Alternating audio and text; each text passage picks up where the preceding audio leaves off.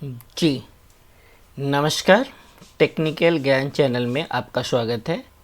मैं हूं अमृतेश। आज हम लोग बात करने वाले हैं बिहार पब्लिक सर्विस कमीशन की टीचर बहाली के संदर्भ में। बीपीएससी ने 30 तारीख को वैकेंसी 1,70,461 पदों के लिए वैकेंसी निकाल दिया है। और जिसकी जो आवेदन लेने की जो तारीख है वो आपका 15/6/23 से लेके और आवेदन भरने की जो लास्ट तारीख है वो 12/7/23 तक है। उसमें जो विशेष डॉक्यूमेंट चाहिए वो कौन कौन से डॉक्यूमेंट है जो आपको अप्लाई करने वक्त लगेगा, उसी के बारे में आज हम लोग डिस्कस करने आए हैं। यही वैकेंसी यहाँ पे निकाला गया है 30/5 को। Important notice and advertisement for the post of school teacher for class 1 to 5, class 9 to 10 and class 11 to 12 under education department government of Bihar.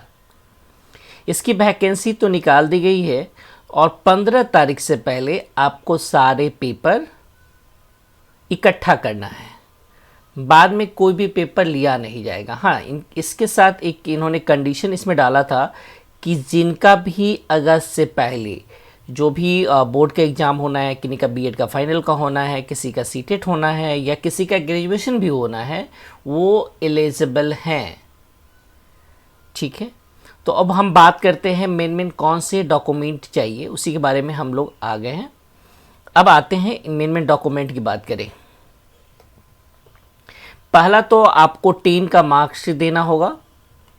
Second है 10 का मूल प्रमाण पत्र सर्टिफिकेट आपके पास है तो ठीक है, नहीं तो किसी स्कूल कॉलेज में सबमिट है उसको निकाल लीजिए।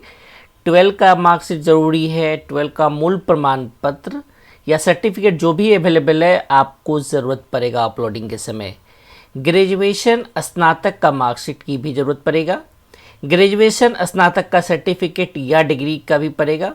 आपने यदि पीजी किया है तो पीजी का भी आपको सर्टिफिकेट और मार्कशीट चाहिए।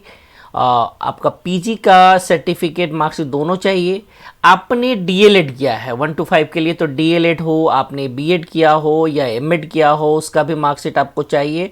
आपने यदि कॉलेज से नहीं निकाला है तो उसको आप विलम्ब निकालें। डीएलएड, बीएड, एमएड का सर्टिफिकेट भी आपको चाहिए जो अगस्त से पहले आपको आपके पास होना चाहिए।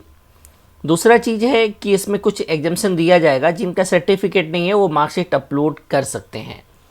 अब सीटेट की बात करें तो CTET paper 1, paper 2, STT paper 1, paper 2 और उसके बाद बीटीईटी, यहाँ पे लिखा नहीं है, बीटीईटी पेपर 1 एंड बीटीई 2, मतलब ये इसका भी आपको मार्कशीट सर्टिफिकेट चाहिए।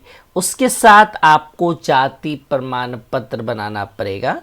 जो आप जिस भी कैटेगरी से आते हैं, जिस भी कास्ट से आते हैं, उनको आपको जाति प्रमाण पत्र बनाना पड़ेगा। जो जनरल से आते हैं उनको इसकी रिक्वायरमेंट नहीं होगी। आय प्रमाण पत्र की भी रिक्वायरमेंट होगी। यदि आप ईडब्ल्यूएस के लिए जाते हैं तो फिर तो आपको आय प्रमाण पत्र की रिक्वायरमेंट होगी। निवास प्रमाण पत्र यानी आवासीय की भी रिक्वायरमेंट होगी। और ये सारे नए चाहिए, कोई भी पुराना आपको नहीं चाहिए। जो आप जाति प्रमाण पत्र, आय प्रमाण पत्र, ये सारे सीओ की द्वारा निर्गत किया जाता है, आप वहाँ से ले सकते हैं। निवास प्रमाण पत्र भी वहीं से निर्गत किया जाता है। ओबीसी क्रीमी लेयर का भी रहित वहीं से आपको निर्गत करवाना पड़ेगा। ईडब्ल्यूएस का भी रिजर्वेशन है और ईडब्ल्यूएस की भी सर्टिफिकेट आपको वहीं से लेनी है और उसका 1 साल ही वैलिड होता है, एक फाइनेंशियल ईयर। बाकी सारे वैलिड होते हैं। इन्होंने बताया था अतुल प्रसाद कि भाई कि ये सारा जो है वैलिड होगा, लेकिन आप लोग नया बनवा लेंगे ईडब्ल्यूएस छोड़ के, वो बोले थे, क्योंकि उन्होंने हमेशा बयान में अपना बदला बदली किया है। तो आप ध्यान में रखिए इसको बनवाएं। उसके बाद विकलांगता एक प्रमाण पत्र चाहिए, आधार कार्ड चाहिए, पासपोर्ट साइज फ़ोटो चाहिए। एक और ज़रूरी सूचना कि जाति, आय, निवास, ओबीसी, एनसीएल वर्तमान समय का होना चाहिए।